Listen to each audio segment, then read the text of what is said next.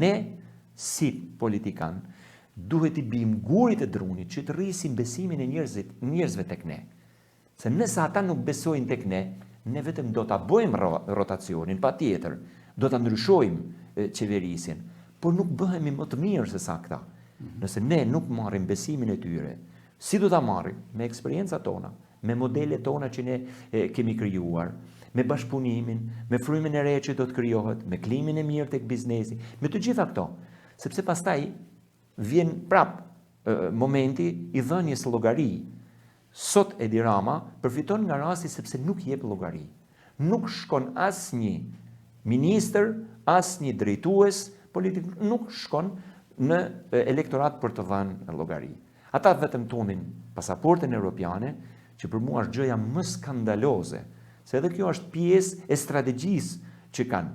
Pasaporta europiane nuk i zgjidh problemet e Shqipërisë.